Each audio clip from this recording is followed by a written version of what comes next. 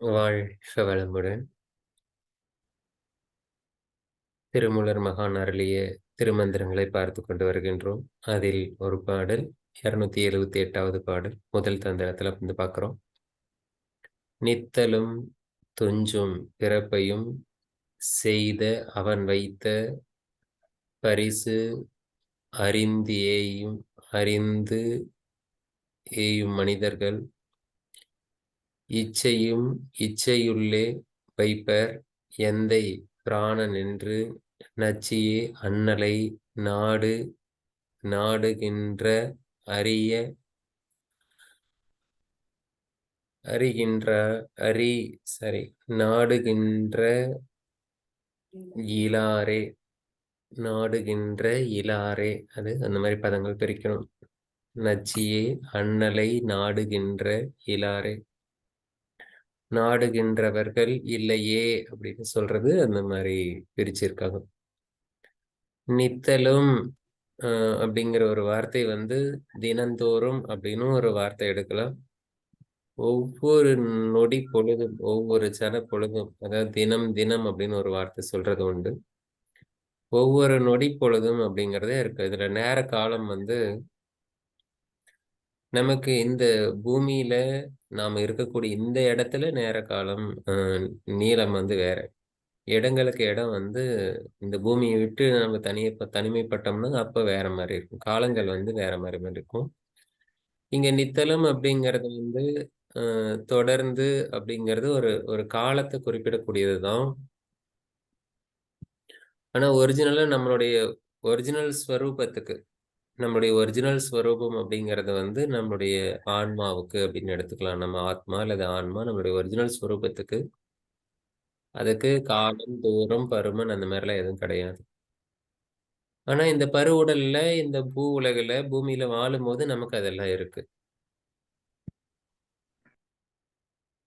அதனால இங்க நித்தலம் அப்படிங்கிறது இருக்கு. அடுத்து வந்து துஞ்சும் அப்படின்னு ஒரு வார்த்தை பயன்படுத்தியிருக்காங்க. துஞ்சும் அப்படின்னு சொன்னா இறக்கிறது, அப்புறம் பிறக்கிறது. இத வந்து செய்தது வந்து இறைவன். அது ஒருத்தர் செய்து வச்சிருக்காரு. இந்த அவரு செய்து வைத்த அந்த இறைவன் வைத்ததுல, அதுல வந்து பரிசு, அறிதல், தேயும் அப்படின்னு குடுத்திருக்காரு. அது என்னன்னா, உருவாகிறதும், அழியறதுமாக இருக்கிறான். இறக்கிறதும், பிறக்கிறதுமா இருக்கக்கூடிய இந்த உலகுல. பிறப்பு, இறப்பு இருக்கு. இது நடந்துகிட்டு இருக்கு. அப்ப நம்ம இதெல்லாம் இந்த வார்த்தைகள தனித்தனியா அப்படிலாம் பார்க்கும்போது, தினம் தினம் செத்து பிழைக்கிறோமா? இல்ல தினம் தினம் உயிர்கள் பிறக்கிறதா? அழிகிறதா? அப்படி பார்க்கிறதா? இல்ல ஒவ்வொரு சனமும் நம்ம செத்து போயிட்டோம் திருப்பி பிழைக்கிறோமா? இந்த மனிதர்கள் இப்படி இருக்கக்கூடிய சரி அப்படியே இருக்கட்டும். செத்து செத்து பிழைக்கிறதா இருக்கட்டும். அதுக்குள்ளார மனிதனுக்கு வந்து இன்ப துன்பம் இருக்கு. அதுக்கு காரணமானதை அவரே படைச்சு வச்சிருக்காரு. அப்படி அந்த இன்பத் துன்பங்கள படைச்சு வச்சிருக்கிற அவன், அந்த இறைநிலைய சமநிலையில இருந்து அது எப்படி இப்படிதான் இருக்கு. நிதர்சனம். அது என்ன சொல்றது? உருவாகுறதும், அழியறதுமாக இருக்கு. இத வந்து பார்க்க முடியாம, ஆசையிலேயே மனிதன் வந்து இந்த உலக விஷயங்கள்லயே நாட்டம் கொண்டு, என் நேரமும் வந்து உலக விஷயங்கள்ல நாட்டத்துல இருக்கிறான். அப்படி இருந்து கொண்டு, இந்த என் நேரமும் வந்து இந்த உலகத்தை காத்துக் கொண்டு இருக்கக்கூடிய அதாவது பிறந்து இறந்தாலும் கூட, நம்மள வந்து தொடர்ந்து ஒரு உணர்ச்சிகள குடுத்து, உள்ளார உணர்வ குடுத்து, அந்த ஒரு கன்டினியூட்டிய வச்சிருக்காரு. அப்பேற்பட்ட ஒரு கன்டினியூட்டி குடுத்திருக்கிற அவன வந்து நாடணும்னு தெரியலையே! அப்படிங்கிறது தான் இந்த மந்திரத்தினுடைய ஒரு தாத்பரியம். இது கொஞ்சம் கடினமான ஒரு விஷயம் தான் புரிஞ்சுக்கிறதுக்கு. ஆனா ரொம்ப ஒரு எளிமையான உதாரணங்கள வச்சு நம்ம புரிஞ்சுக்கலாம். இப்ப எது நிலையானது, எது நிலையற்றது? இது வந்து அன்பு செலுத்துறதுக்காக தான் இந்த பாடல குடுத்திருக்காங்க. ஆனாலும் கூட இதனுடைய அ தாத்பரியம் என்ன அப்படின்னு பார்த்தோம்னா, உண்மையிலேயே இத வந்து உண்மை பொருள காண்றது. இப்ப நம்மளுடைய இப்ப இருக்கக்கூடிய இந்த பருவுடல், இப்ப நம்மளுடைய அந்த மனம், நம்முடைய காக்னிஷன், நம்மளுடைய அறிவாட்சி தரம் இதெல்லாம் சேர்ந்து தான் நம்முடைய ஒட்டுமொத்த உடம்பாக நம்ம இருக்கு. இப்ப உடல் அப்படிங்கிறது இருக்கு. கண்ணுங்கிறது பார்த்துட்டு இருக்கு. கண்ணுக்கு பின்னாடி மனசு வந்து பார்த்த விஷயங்கள ஆராய்ச்சி பண்ணுது. ஆராய்ச்சி பின்னாடி அது அனலைஸ் நடக்குது. அனலைஸ் நடந்து ஏதோ ஒரு புரிதல் உருவாகுது. சப்தார்த்த ஞானம் நிகழ்ந்து கொண்டிருக்கிறது. இது எங்க அப்டின்னா, இந்த ஒரு கட்டமைப்பு, இந்த பாடி, மைண்ட், இந்த மேட்டர் அண்ட் மைண்ட் அப்டின்னு சொல்லக்கூடிய இந்த ஒரு பாடி பினாமினாக்குள்ளார இது நடந்துட்டு இருக்கு. இப்ப பார்த்தீங்கன்னா, பிரைன் இருக்கு, மூளை இருக்கு. இந்த மூளை வந்து உடலுக்குள்ளார இருக்கு. அந்த மூளைக்கு சப்போர்ட் பண்றதுக்கு மனசு இருக்கு. இந்த தொகுப்பெல்லாம் வந்து நமக்கு என்ன தெரியும்? நம்ம மூளைய நாம பார்த்துருக்கோமா? அப்டின்னா, நம்ம மூளையெல்லாம் நம்ம பார்த்தது கிடையாது. ஆனா அனுமானிச்சிருக்கோம். சில படங்கள பார்த்து அனாட்டமி, பிசியாலஜி, டயகிராம் வரையறது, இல்ல செல்ஃபோன்ல இது Googleல சர்ச் பண்ணி, இல்ல படங்களெல்லாம் பார்த்து மூளையெல்லாம் இப்டி இருக்கும் அப்டின்னு பார்த்துருப்போம். அப்டி அதிகம் மீறி இல்லன்னா, அப்புறம் இந்த ஏதோ ஒரு படத்துல சொல்ற மாரி வஜ்ர மீன வெட்டி வச்சு வறுத்து வச்ச மாரி இருக்குன்னு சொல்லிட்டு சிடி ஸ்கேன் ரிப்போர்ட், ஏதோ எக்ஸ்ரே அந்த மாரிலாம் பார்த்துருப்போம். இப்ப நம்ம மூளை நமக்குள்ளார இருக்கு. இதுல எந்த விதமான சந்தேகமும் கிடையாது. உடல்ல நம்ம சந்தேகப்படுறதில்ல. நம்மகிட்ட உடல் இருக்கு அப்படிங்கிறதுல எந்த சந்தேகமும் இல்ல. அதுக்குள்ளார மூளை இயக்கத்துல இருக்கு. அதுக்கும் எந்த விதமான சந்தேகமும் இல்ல.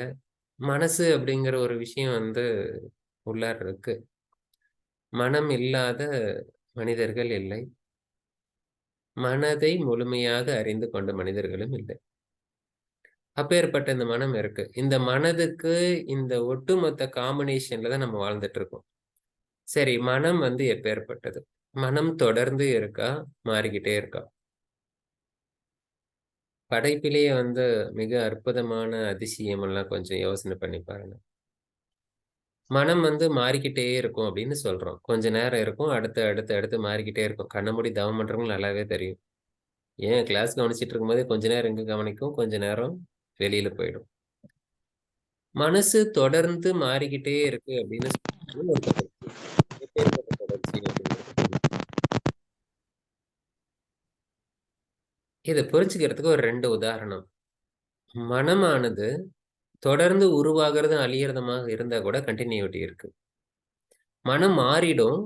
ஆனா, அதாவது இந்த நொடி பொழுது இந்த வகுப்ப கண்ணுல காணுகின்ற இந்த காட்சிய, கேட்கின்ற சப்தத்த ஆராய்ச்சி பண்ணி உள்ளார எடுத்துக்கொண்டாலும் கூட, அடுத்த நொடி அந்த மனம் அழிந்துவிடும்.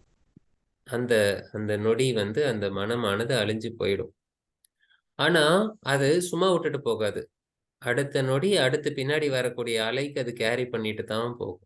அதுதான் அதனுடைய பியூட்டி. அப்படி கேரி பண்ணலன்னா, நம்மளால ஒரு விஷயத்த கன்டினியூவா திங்க் பண்ண முடியாது, சிந்திக்க முடியாது. இதுக்கு உதாரணம் பார்த்தோம்னா, ஒரு நதி கரையில அமர்ந்து கொண்டு, இங்கே ஒரு நதி போறது, ஒரு தண்ணி போற போக்க பார்த்தோம்னா, தொடர்ந்து தண்ணி போய்க்கிட்டு தான் இருக்கு. இதுல எந்த விதமான டவுட்டும் இல்ல நமக்கு. தண்ணி போயிட்டு இருக்கிறது நமக்கு தெரிஞ்சுக்கிட்டே இருக்கும்.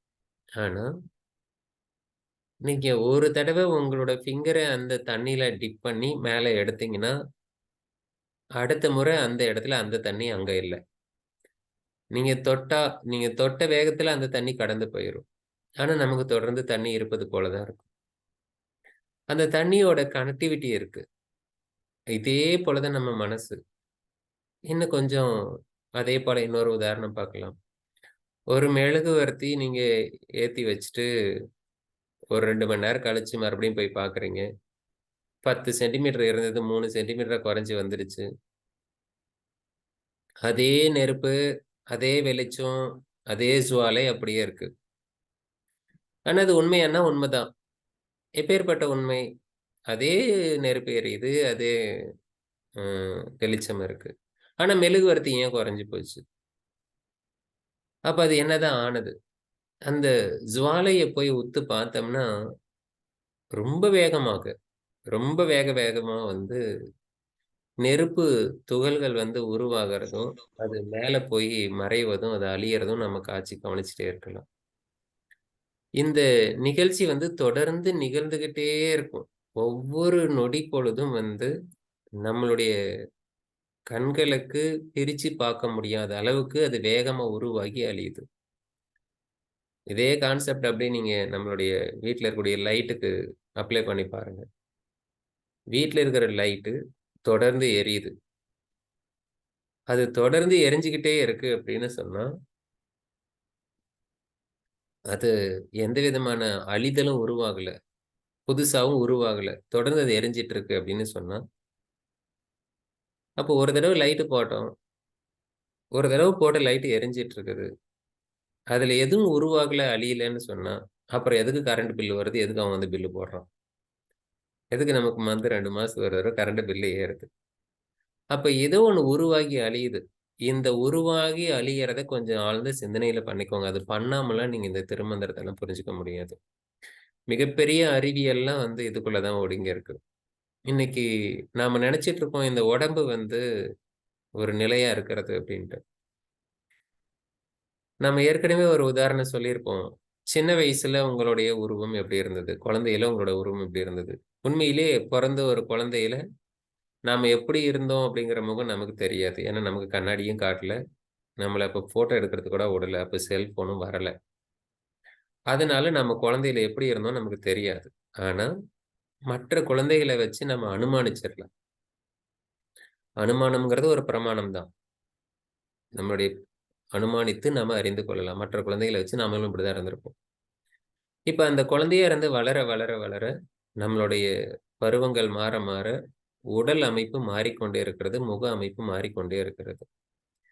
இந்த அமைப்பு தொடர்ந்து மாறிக்கிட்டே இருக்கு. இன்னைக்கு நம்மகிட்ட என்ன அமைப்பு இருக்குங்கிறது நமக்கு தெரியும். இந்த குழந்தையில இருந்த உடல் அமைப்பை நாம என்னைக்கு மாத்தனோம்? குழந்தையிலிருந்து என்னைக்கு வந்து பள்ளி பருவத்துக்கு மாத்தணும்? பள்ளி பருவத்திலருந்து என்னைக்கு நம்ம கல்லூரி பருவத்துக்கு மாத்தணும்? கல்லூரி பருவத்திலருந்து என்னைக்கு நம்மளுடைய எப்படி நம்மளுடைய அடல்ட் பருவத்துக்கு மாத்தணும்? இப்படி ஒவ்வொரு பருவமும் நம்ம வந்து என்னைக்கு மாத்தணுங்கிற டேட்ட மட்டும் எடுத்து, இன்னைக்கு எனக்கு பர்த்டே அப்படின்னு சொல்லிட்டு, பர்த்டே அன்னைக்கு வந்து பழைய உடல், போன வருஷம் உடல் வேற, இந்த வருஷம் உடல் வேற சேஞ்ச் பண்ணிட்டோமா? கம்ப்ளீட்டா நம்ம சேஞ்ச் பண்ணது என்னைக்கு அப்படிங்கிறத நம்மளால கணிச்சு சொல்ல முடியாது. ஆனா, ஒவ்வொரு நொடி பொழுதும் இந்த உடலானது மாறிக்கிட்டே இருக்கு. நீங்க ஒரு டிராப் தண்ணிய எடுத்து ஒரு கடல்ல, ஒரு நதியில வெளிய எடுத்தீங்கன்னா, அந்த தண்ணி உண்மையிலேயே இப்ப வரக்கூடிய தண்ணி கிடையாது. அது வேற. நீங்க கால் வச்சு நீங்க தண்ணிக்குள்ள இறங்கி நின்னுட்டு இருக்கிறீங்கன்னா, நீங்க அனுபவிக்கிற அந்த தண்ணி, உங்கள தொட்ட தண்ணி அடுத்த நொடி கிடையாது. வேற தண்ணி தான். இப்படி இது போல நம்ம உடம்பு வந்து வேற வேற தான். ஆனா கன்டினியூட்டி இருக்கு. இதுதான் அந்த ரகசியம். இதுல கன்டினியூட்டிய வச்சிருக்காரு. குழந்தையிலிருந்து இன்னைக்கு வரைக்கும் வளர்ந்தாலும் கூட, நான் என்ற உணர்வு, நீங்க என்ன பேர் வச்சிருக்கீங்களோ, அந்த பேர்லயே ஒரு உணர்வு இருக்கு. அந்த நான் என்ற உணர்வு தொடர்ந்து ஒரே மாதிரி இருந்துட்டு இருக்கும். அந்த ஒரே மாதிரி இருக்கு பாருங்க, அதுக்கு பேரு தான் அந்த இறைவன் அப்படின்னு பேரு. அந்த இறைவன் என்ற சொல்ல இங்க வந்து எந்தை பிரான் அப்படின்னு வச்சிருக்காரு. இந்த எந்தை பிரான் என்பது நம்முடைய ஒரிஜினல் சொரூபம். நம்முடைய உணர்வு நிலை. இந்த உணர்வு நிலை எப்பொழுதும் மாறாமல் இருக்கின்றது. இந்த உணர்வு நிலை மாறாமல் இருக்கின்றதனால, மாறுகின்ற எல்லாத்தையும் அனுபவிக்க முடியுது. இன்னொரு விஷயம் இதுல. இந்த உடல்ல வந்து எல்லாருடைய உடலும் ஒரே மாதிரி நிலையற்றது. எல்லாருடைய மனமும் நிலையற்றது. எல்லாரோட உணர்வும் நிலையானது. எல்லாருடைய ஒரிஜினல் சொரூபமும் நிலையானது. இப்படி இருக்கும்போது ஒவ்வொருத்தரும் அனுபவிக்கிறதும் பேதம் வேற வேறையா இருக்கு. அனுபவிக்கிற விஷயங்கள்ல உலக விஷயங்கள அனுபவிக்கிறதுல வந்து வேற வேறையா இருக்கு. இந்த உணர்வுல அனுபவிக்கிற உணர்வுல தனக்குள்ளார என்னென்ன உணர்வு இருக்கு? இன்னைக்கு இருக்கக்கூடிய 4 திருமந்திரங்கள் வந்து நம்முடைய உடல் உணர்வுகள வந்து அவ்வளோ அற்புதமாக விளக்கக்கூடியது. அப்படியே கொஞ்சம் கவனிங்க. ஒண்ணொண்ணு தொடர்பு இருக்கு. இந்த உடலுக்குள்ளார உணர்ச்சி உருவாயிருக்கு. உருவாகுது, அழியுது. அதாவது இன்ப, துன்பம் அப்படிங்கிற உணர்வ நம்ம 2ஆ பிரிச்சு வச்சுக்கலாம் புரியறதுக்காக. இதுல வேறுபாடு இருக்கு. இந்த வேறுபாடு வரத்துக்கு காரணம் உள்ளார இருக்கக்கூடிய வினைப்பதிவு. அதுதான் அந்த இறைவன் கொடுத்த ஒரு பரிசு. இது எல்லாமே இயற்கையிலேயே இருக்கு அப்படிங்கிறது தான் வந்து அது ஏற்கனவே நம்ம படிச்சுட்டோம். "பதிபசு பாசம்" அப்படிங்கிறத வந்து மாயை அப்படிங்கிறது இந்த உலகத்துல ஏற்கனவே இருந்தது. அதெல்லாம் ஆதி. அதுக்கெல்லாம் தொடர்ச்சி ஆரம்பமே கிடையாது. அனாதி. இது ஏன் இருந்தது? எதுக்கு இருந்தது? அப்படிங்கிற கேள்வியெல்லாம் நம்மளால கேட்க முடியாது. அதெல்லாம் இருந்தது. அத வச்சுக்கிட்டு தான் நம்ம இப்ப அனுபவிச்சுட்டு இருக்கோம். இப்ப இந்த உணர்வுகள் இருக்கு பாருங்க. இந்த உணர்வுகளுக்கும், இந்த உடலுக்கும் என்ன சம்மந்தம் இருக்கு? இந்த பரு உடல் ஆகிய உடல்ல ஒவ்வொன்னா நீங்க கவனிச்சுட்டே போனீங்கன்னா, ஒவ்வொரு பகுதிய பிரிச்சுக்கிட்டே போனோம்னா, இப்பதைக்கு நம்மளால கற்பனையினால பண்ணிக்க முடியும். அனுமானிக்க முடியும். ஆழ்ந்து தவம் பண்ணும்போது அத அனுபவிக்க முடியும். இப்போ நம்மளுடைய உடல் பரு உடலா இருக்கு. அந்த உடல்ல ஒரு பகுதிய சிறு பகுதிய துண்டா எடுத்து பார்த்தோம்னா, அது ஒரு சதை பகுதி அல்லது ஒரு டிஷ்யூன்னு சொல்லலாம். அத பிரிச்சீங்கன்னா ஒரு செல் இருக்கும். செல்லுக்குள்ளார பிரிச்சா நியூக்ளியஸ் இருக்கும், உட்கரு இருக்கும். அதுக்குள்ள பிரிச்சா குரோமோசோம் இருக்கும். குரோமோசோம் பிரிச்சா டிஎன்ஏ இருக்கும். டிஎன்ஏ பிரிச்சா என்ன இருக்கும்? அதுல அந்த மாலிக்யூல்ஸ் இருக்கும். அந்த ஒவ்வொரு மாலிக்யூல்ஸ்குள்ளார போய் பிரிச்சீங்கன்னா, அதுக்குள்ள சப் அட்டாமிக் பார்ட்டிகிள்ஸ் இருக்கும். பரமாணுன்னு சொல்லக்கூடிய எலக்ட்ரான், புரோட்டான் அந்த மாரி இருக்கும். அந்த எலக்ட்ரான், புரோட்டான்களுடைய வடிவங்கள் என்ன? அப்படின்னு பார்த்தோன்னா, அதுக்கு வடிவங்கள்லாம் கிடையாது. அது வெறும் அலையாக தான் இருக்கு. அது ஒரு எலக்ட்ரிக்கல் வேவா இருக்கு. ஒரு காந்தமாக இருக்கு. இந்த காந்தங்கள் தான் சேர்ந்து, சேர்ந்து, சேர்ந்து இந்த பருவுடல் உருவாயிருக்கு. அப்போ இதெல்லாம் ஒரு என்ன சொல்றது? மாஸ் அப்படி தொடர்ந்து உருவாயிருக்கு. நெறைய ஒரு அலை அலையா சேர்ந்த ஒரு கூட்டம் தான் நாம. அப்ப இந்த அலை அலையா இருக்கக்கூடிய கூட்டம் ஒண்ணா சேர்ந்து இருக்கு. இந்த அலையில வேறுபாடு இருக்கு. அந்த அலையில வேறுபாடு இருக்குன்னு சொல்றதுக்கு அந்த அலைக்கு காரணமானது நம்முடைய அனுபவங்கள். அப்ப நம்ம கண்கள், புலன்கள் மூலமாக, காதுகள் மூலமாக, 5 கருவிகள் மூலமாக அனுபவிக்கின்ற ஒவ்வொரு அனுபவங்களும் நமக்குள்ளார சேர்ந்துகிட்டே இருக்கு. அந்த சேர்க்கை தான் நம்ம சம்ஸ்கிருத வார்த்தையில சித்தம் அப்படின்னு சொல்றோம். இந்த சேர்க்கையில இருந்து தான் நாம்ப அனுபவிக்கின்ற ஒவ்வொரு விஷயங்களும் இப்ப நம்ம காதுல கேட்க கேட்க, இது சம்மந்தப்பட்டதெல்லாம் உள்ளார இருந்து இந்த வினைப்பதிவு உள்ளார இருக்கு பாருங்க. அந்த பதிவோட வந்து கனெக்ட் பண்ணி தான் நமக்கு ரிசல்ட் குடுக்கும். இதுதான் புரிதல் அப்படிங்கிறது உருவாகுது. இதுதான் சப்த அர்த்த ஞானம் அப்படின்னு சொல்லுவோம். சப்தங்கள் காதுல கேட்ட உடனே, இங்க பார்க்குற ஒரு திருமந்திரத்த பார்க்குறோம். சப்தம் வருது. அதுக்கு ஒரு புரிதல் உருவாகுது. இந்த மாதிரி புதிய புதிய பதிவுகள் வந்து மேல்மட்ட அடுக்குல போய் பதிய ஆரம்பிக்கும். இந்த பதிவுகள்லாம் மேல அடுக்க அடுக்க அடுக்க உள்ளாரக்கூடிய பழைய பதிவுகள் எல்லாம் அந்த பழைய பதிவுகள் எல்லாம் கீழ் மட்டத்துக்கு போக ஆரம்பிக்கும். இந்த மேல்மட்ட பதிவுகள் எல்லாம் இப்படி மேல் மட்டத்துல வர வர, இது கடைசியில இந்த மேல்மட்ட பதிவுகள்லாம் ஒரு விஷயத்த சொல்லிக் குடுக்கும்.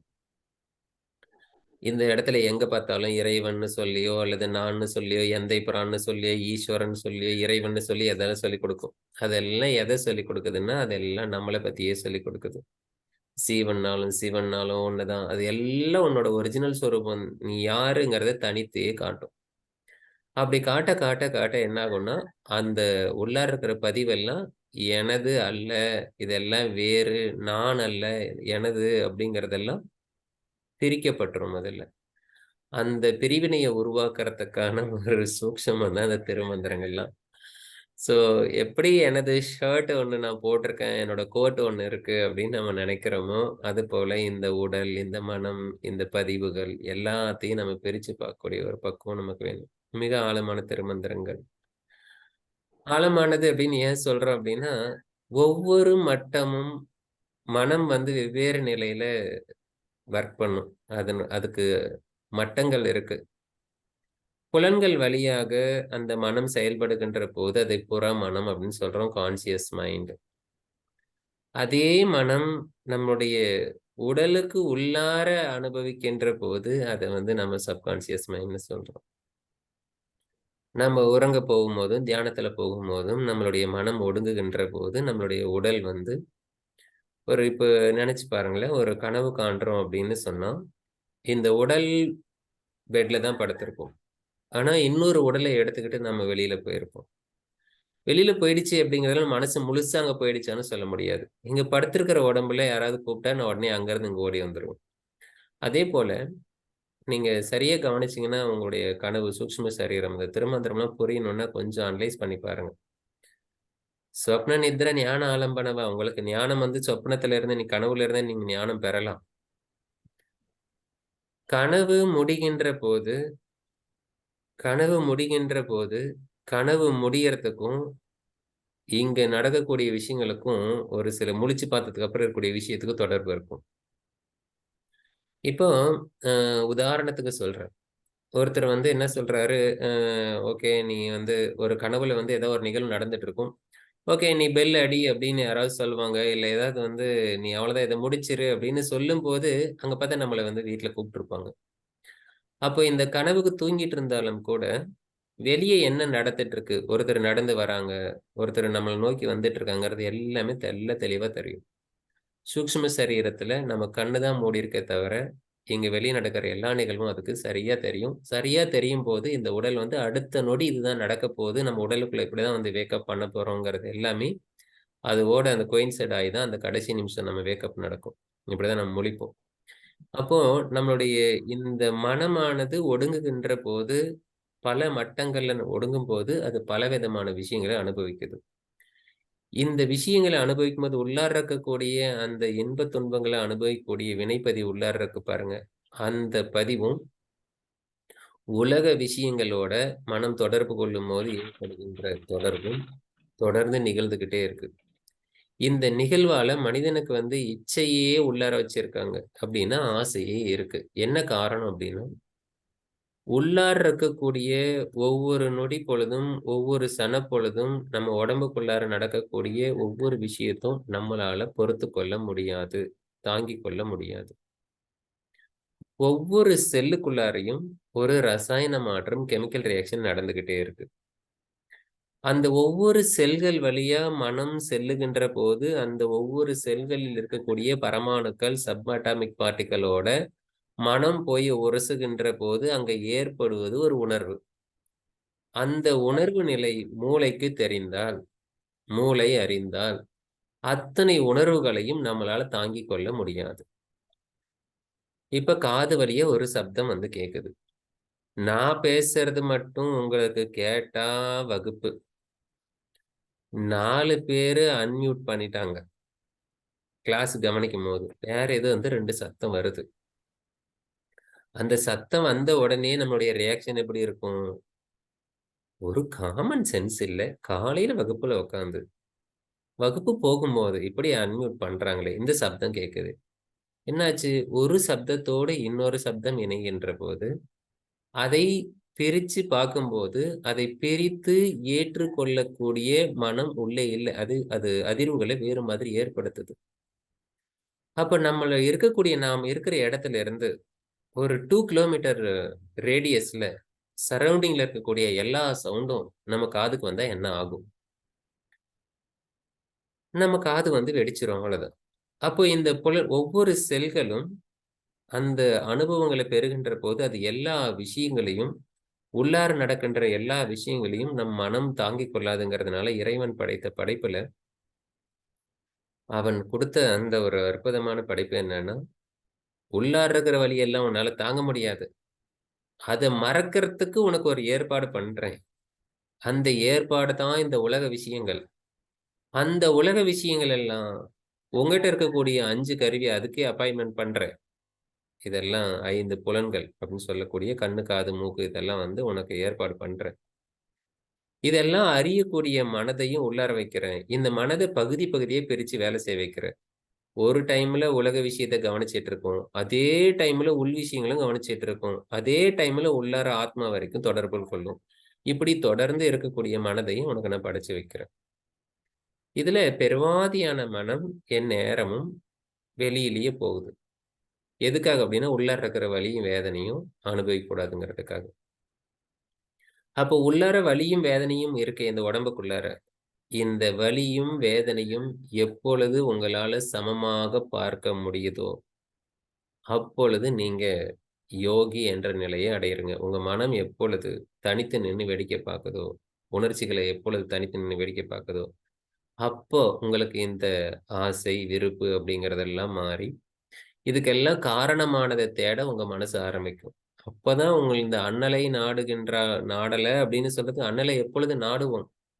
எந்நேரமும் நமக்குள்ள இருக்கக்கூடிய இந்த இறைவனை, தன்னை பற்றிய சுயஸ்வரூபத்தை பத்தி நாடக்கூடிய அது வந்து நச்சியே அப்படின்னு ஒண்ணு குடுக்குறாரு. "உன்னையே நீ விரும்புகின்ற நேரம் எப்பொழுது வரும்?" அப்படின்னு சொன்னா, உள்ளார இருக்கக்கூடிய ஆசை, பாசத்தை உருவாக்கக்கூடிய பதிவுகள் உள்ளார இருக்கு. அதோட தொடர்பு இருக்கு. இப்பேற்பட்டமான விஷயங்கள் எல்லாமே இதுல அடுக்கப்பட்டிருக்கு. ரொம்ப ஆழமான திருமந்திரம். இந்த திருமந்திரத்த புரிஞ்சுக்கிறதுக்கு அடுத்து, அடுத்து வரக்கூடிய திருமந்திரங்கள் உங்களுக்கு சப்போர்ட் பண்ணும். அந்த திருமந்திரங்கள படிச்சு, அதுக்கப்புறம் இதோட ஒண்ணு தொடர்புபடுத்துனீங்கன்னா, உங்களுக்கு புரிய ஆரம்பிக்கும். இப்போதைக்கு பாடி மைண்ட் காம்ப்ளக்ஸ மைண்ட்ல வச்சுக்கோங்க. அத வச்சுட்டு அடுத்த திருமந்திரம் பாருங்க. அ இன்ப பிறவி, அ பிறவிக்கு இயல்வது செய்வதன் துன்ப பிறவி தொழில் பல எனினும் அன்பில் கலவி செய். கலவி செய்து ஆதி பிராணன் வைத்த முன்பு இப்பிறவி முடிவது தானே. இதுல இங்க கன்க்ளூட் பண்றாரு. இந்த முதல் திருமந்திரத்துல. இந்த பாடி மைண்ட் காம்ப்ளெக்ஸ், இந்த உருவாகிறதும் அழியறதுமாக இருக்கக்கூடிய உடல், உருவாகிறதும் அழியறதுமாக இருக்கக்கூடிய உங்களுடைய மனம், ஒவ்வொரு பொழுதும் செத்து செத்து பொழைச்சிட்டு இருக்கோம். ஒவ்வொரு நொடி பொழுதும் செத்து செத்து பொழைச்சிட்டு இருக்கோம். அப்படி செத்து செத்து பொழைச்சாலும் ஒரு தொடர்ச்சி இருக்கு. அந்த தொடர்ச்சியில ஒரு அனுபவம் இருக்கு.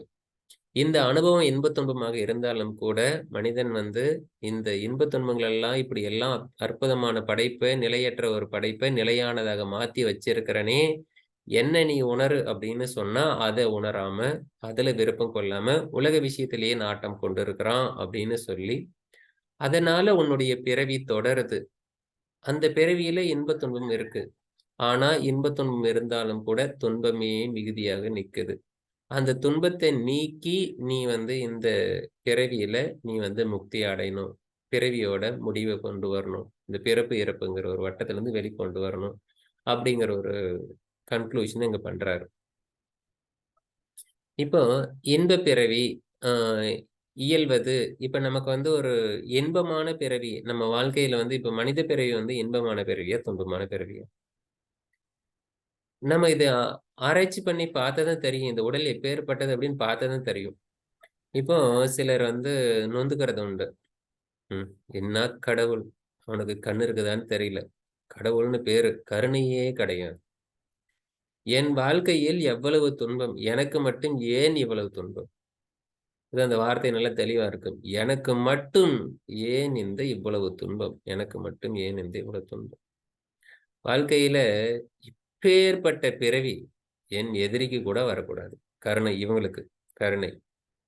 என்னுடைய எதிரிக்கு கூட வரக்கூடாது. ஏன்னா இவங்களோட துன்பம் பெருசாமா. அதாவது மத்தவங்க துன்பப்படக்கூடாது அப்படிங்கிறதுல தாத்பரியம் கிடையாது. என் எதிரிக்கு கூட இந்த துன்பம் வரக்கூடாதுன்னு சொன்னா என்ன அர்த்தம்னா, இவங்களுடைய துன்பம் மிகப்பெரியது.